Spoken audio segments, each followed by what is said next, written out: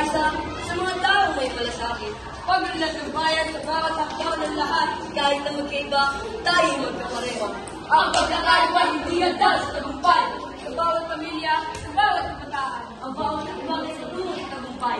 Pag-asa ay buhay, pangalan ay mga mata. Magkakaisa, pagpunlan, at pag-asa ay gawin sa lahat.